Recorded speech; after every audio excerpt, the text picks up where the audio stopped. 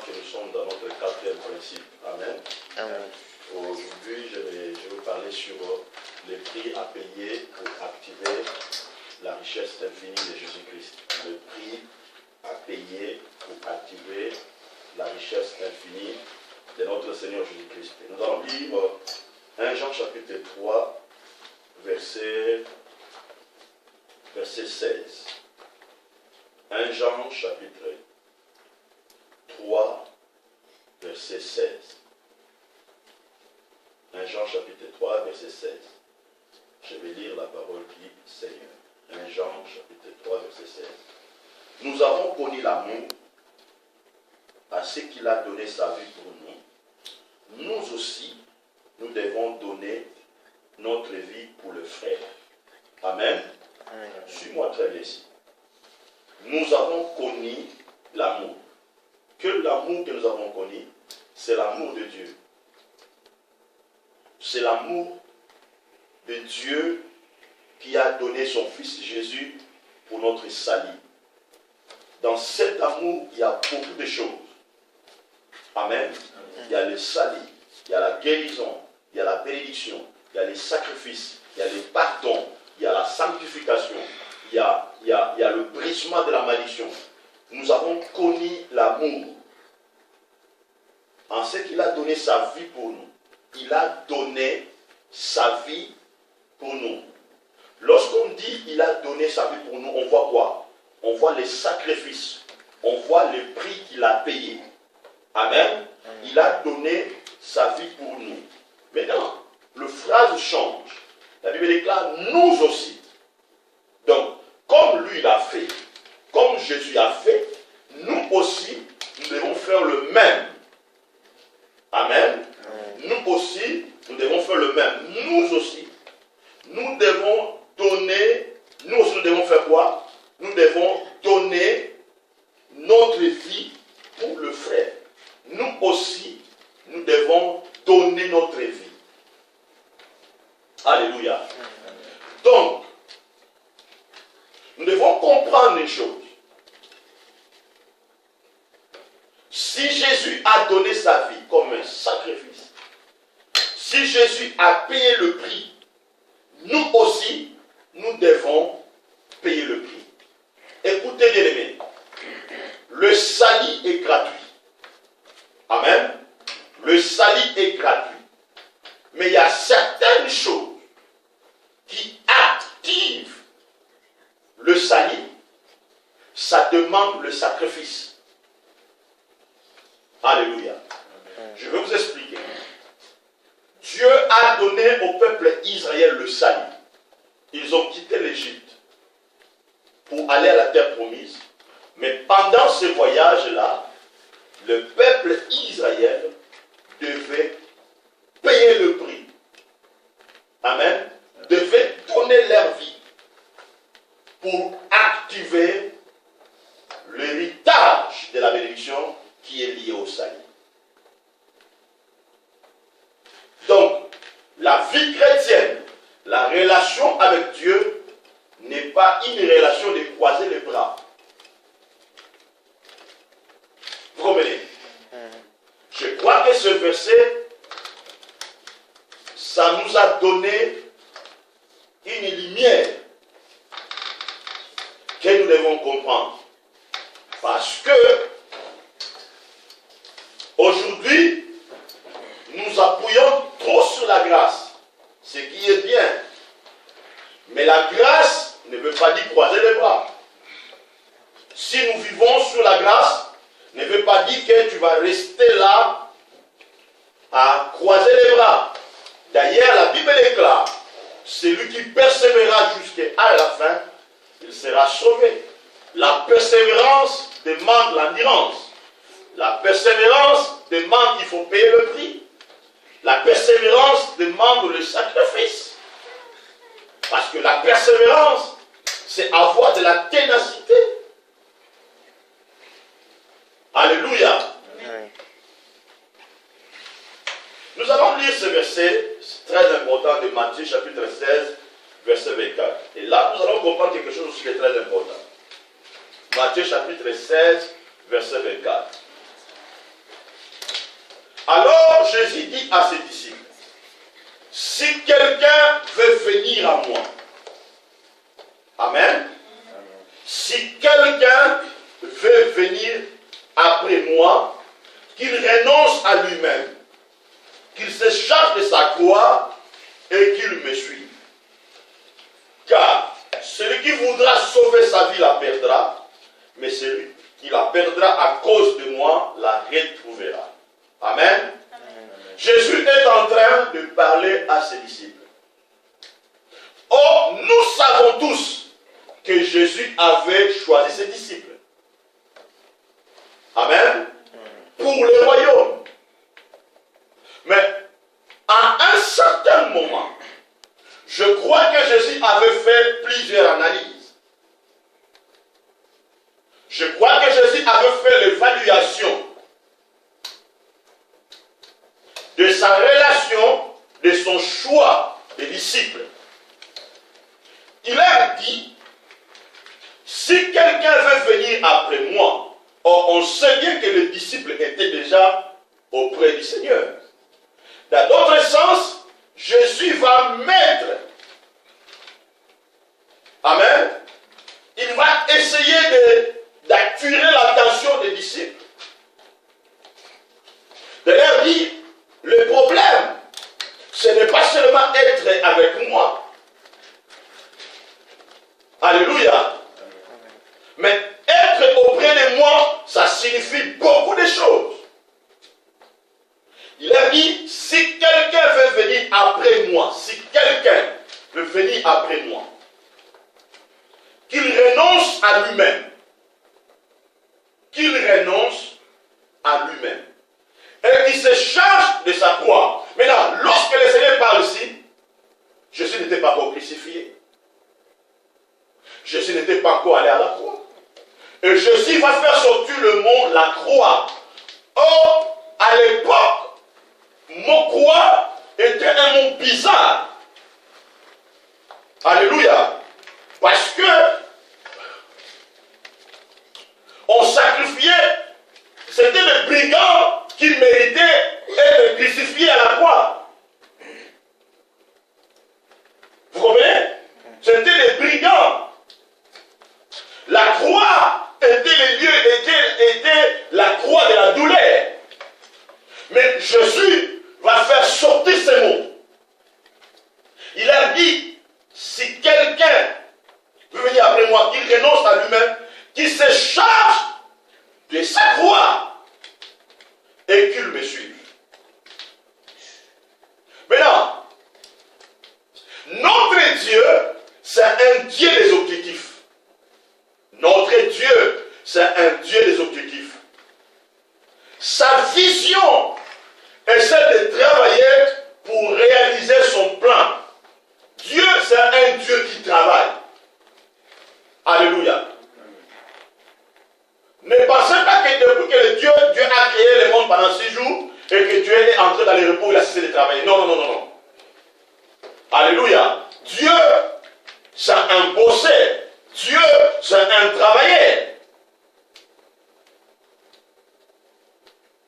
Dieu, c'est un Dieu des objectifs. Il travaille pour réaliser son plan. Alléluia. Voilà pourquoi la croix représente le travail le plus puissant de Dieu pour le salut de l'homme. Le sacrifice de Jésus à la croix était le prix que Jésus devait payer pour la réalisation du plan de la rédemption de l'homme. Le sacrifice de Jésus à la croix était le prix que Jésus devait payer pour la réalisation du plan de la rédemption pour l'homme. Alléluia. La Bible déclare, nous avons connu l'amour en ce qu'il a donné sa vie pour nous. Nous aussi, nous devons donner notre vie pour le frère. On voit ici, Jésus a payé le prix. Il a donné sa vie pour les autres. Lorsque nous regardons la croix, nous voyons quoi? Nous voyons la souffrance. Nous voyons les cris. Nous voyons le sang. Et nous voyons quoi? Nous voyons la mort en soi.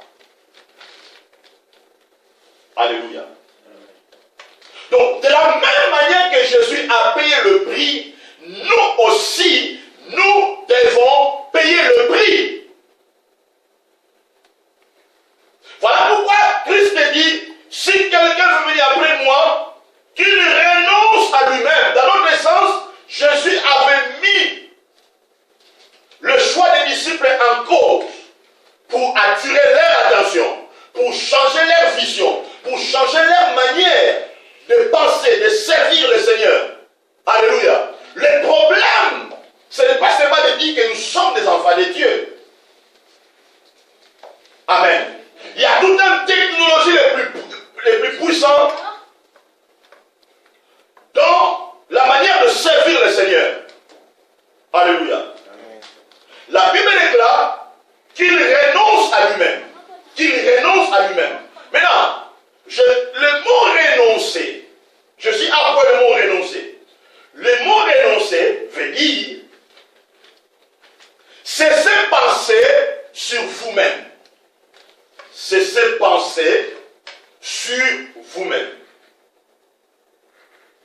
Et prendre une décision d'entrer dans le système de Jésus-Christ ou du royaume. Donc, Jésus voulait dire à ses disciples, cessez de penser sur vous-même et prendre une décision d'entrer dans le système. Chaque enfant de Dieu né de nouveau, lorsqu'il entre dans le royaume de Dieu, dans le système du royaume de Dieu, il doit cesser de penser sur lui-même. Alléluia. Il doit cesser de penser sur lui-même. La Bible, Jésus a dit, celui qui voudra sauver sa vie, celui qui voudra sauver sa vie la perdra. Amen. Celui qui voudra sauver sa vie la perdra. Comment l'homme arrive à sauver sa vie? Amen. En pensant sur lui-même, en pensant sur ses propres besoins, en pensant sur son succès, en pensant à gagner l'argent, en pensant à devenir célèbre. Amen. Vous comprenez? C'est très important de comprendre ça. Aujourd'hui, l'homme est à la recherche de sauver sa vie en cherchant les choses du monde. Or, la Bible déclare, cherchons premièrement le royaume des cieux. Celui qui cherche le royaume des cieux, c'est celui qui cesse de penser sur lui-même. Suis-moi très bien, ne m'interprétez pas mal. Cesser de penser sur vous-même ne veut pas dire de croiser les bras, de ne rien faire. Non, non, non, non. David dit, c'est le roi David dit ceci, que tout ce qui est à moi loue le Seigneur. Cela veut dire, tout ce que j'ai doit participer au royaume. Cela veut dire, ma pensée doit se focaliser premièrement à Dieu. Cela veut dire, mon travail va adorer Dieu. Ma famille doit adorer Dieu. Tout ce que je fais doit participer dans le système de Christ. Amen. Mais celui qui la perdra à cause de moi la trouvera. Amen. Cela veut dire, tu perds tes propres intérêts pour mettre les intérêts de Dieu en place. Tu regardes certaines choses comme de la boue pour gagner Christ. Or, lorsque dans la vie, tu arrives à gagner Christ, ta vie change. Alléluia. Donc, le prix à payer dans la vie, c'est de perdre tes propres intérêts pour s'attacher aux intérêts du royaume. Cela veut dire Dieu est ta priorité. Amen. Dieu devient ta priorité. C'est le prix à payer. Et beaucoup de gens aujourd'hui n'arrivent pas à payer ce prix. Les gens sont attachés aux choses éphémères. Dans les choses qui les amènera nulle part. C'est pour ça que vous allez voir, les héros de la foi, ce sont des gens qui ont payé le prix pour gagner le royaume. Amen. Ce sont des gens qui ont payé le prix pour le royaume. Nous sommes arrivés dans un temps où nous devons payer le prix pour réussir, pour gagner notre vie éternelle, pour gagner l'héritage que Dieu nous a promis. Si quelqu'un veut suivre Dieu, il doit être prêt à payer le prix. Le royaume de Dieu, c'est un royaume de la responsabilité et des sacrifices. Le royaume de Dieu, C'est un royaume de la responsabilité et des sacrifices. Maintenant, lorsque Jésus dit, si quelqu'un veut venir à moi, qui renonce à lui-même, qui se charge de sa croix, la croix ici veut dire la responsabilité. Amen. Écoutez bien. Qu'il se charge de sa croix. Maintenant, ici, Jésus n'a pas englobé les 12, mais il fait les choses d'une manière particulière. Vous comprenez? D'une manière particulière. Il n'a pas dit, si quelqu'un veut venir à moi, donc il n'a pas dit, si vous voulez venir à moi, vous vous chargez. Vous comprenez?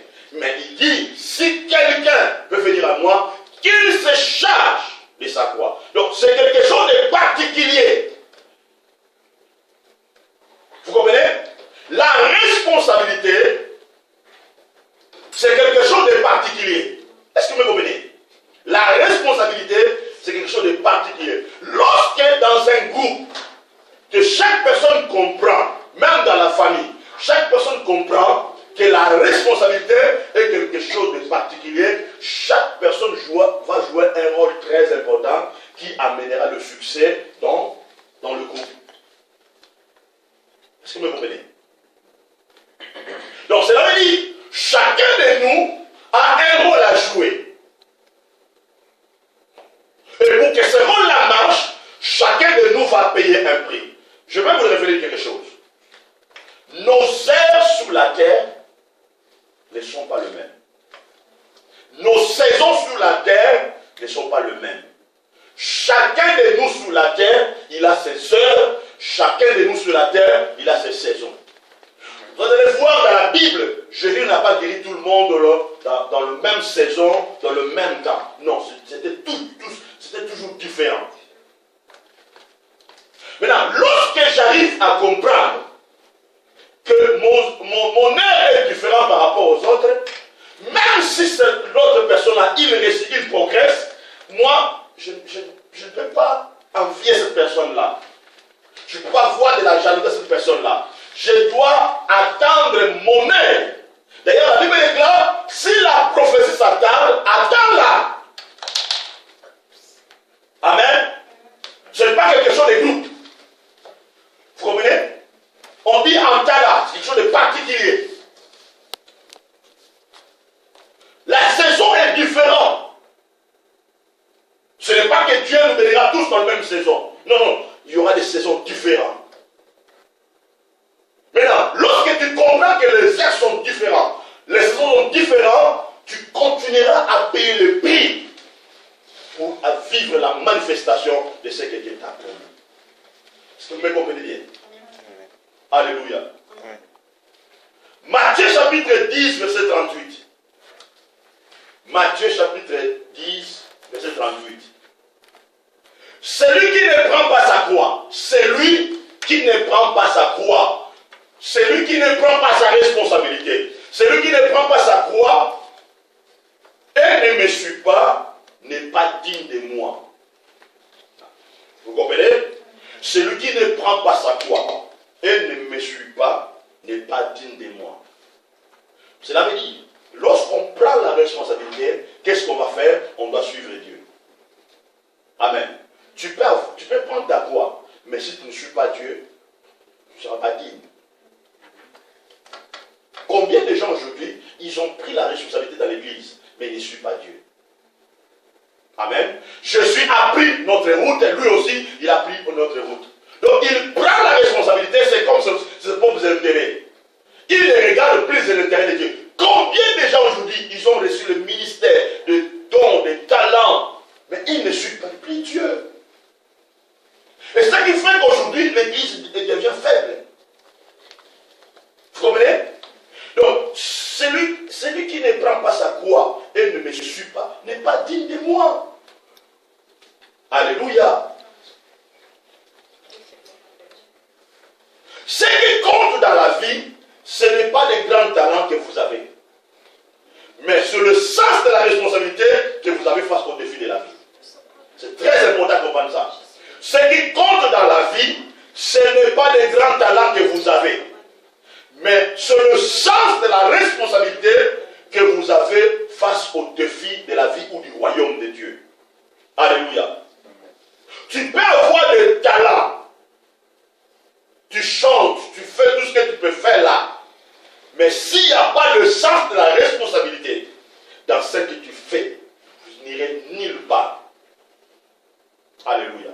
Donc avoir le sens de la responsabilité veut dire que tu es en train de payer un prix pour le royaume, pour l'église, pour ta famille. Alléluia. Pourquoi je dis ça? Parce que lorsque vous arrivez à comprendre ça, vous ne marcherez pas dans la peur de problèmes ou dans la peur de défis. Amen. Mais vous aurez la volonté d'avancer devant le défi. C'est très important. Amen. Lorsque vous arrivez à comprendre ça, vous allez arriver à comprendre le sens de la responsabilité de votre vie devant le défi. Mais vous ne marcherez pas dans la peur devant le problème, mais vous aurez la volonté d'avancer devant le but de votre vie. Vous aurez de la volonté. Et c'est ce que David a fait. J'aime toujours David dans la Bible. David arrive, tout le monde avait peur. Saoul avait des talents. Eliab avait des talents. Les gens qui étaient là avaient des talents. Et d'ailleurs, les gens qui étaient autour, même de David, ils avaient des talents de communication. Ils avaient des talents tous. Mais David arrive là-bas. David avait le sens de la responsabilité devant le défi de la vie. Voilà pourquoi il n'avait pas peur devant le problème. Qu'est-ce qu'il va faire? Il va manifester la volonté d'avancer devant le but. Cela veut dire de payer le prix pour sauver les autres. Alléluia. Alléluia. Si nous voulons progresser, aller de l'avant, chacun de nous va comprendre que je vais payer le prix. Il faut que je paye le prix pour Dieu, je paye le prix pour son église, je paye le prix pour les autres. Parce que lorsque moi je paye le prix pour les autres, toi si tu payes le prix pour moi, l'autre aussi paye le prix pour... Il y aura la force et la bénédiction au sein de l'église, même au sein de la famille. Ça c'est très important de comprendre ça. C'est très capital aujourd'hui, mes amis. Malheureusement aujourd'hui, nous commençons à vivre l'égoïsme diabolique au sein de l'église. Donc on commence seulement à regarder 3, 4 personnes, 5 personnes, ah seulement c'est pour eux. Vous comprenez?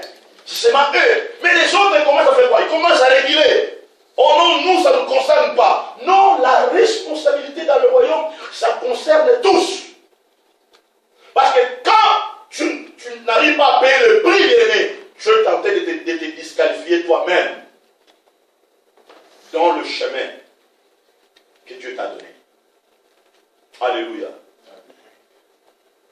Maintenant, le plus grand défi du diable, le plus grand défi du diable, c'est de vous amener dans le doute.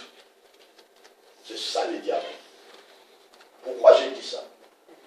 Lorsque tu es devant un grand défi, tu es prêt à payer le prix. Le diable viendra pour vous amener dans les doutes. Je vais vous expliquer. Notre Seigneur Jésus, il arrive à Gethsemane. Parce que Gethsemane était le dernier lieu de la victoire. Amen. Que Jésus devait s'engager. Pourquoi? Parce que Gethsemane était le lieu de la réalité. C'était le lieu où on regarde la réalité en face. Gethsemane, c'est un lieu où tu dis, je vais avancer ou pas. Gethsemane, c'est un lieu où tu dis, bon, ça va. Je m'arrête ou j'avance. Amen. Gethsemane était le lieu des derniers défis. Parce que c'est dans Gethsemane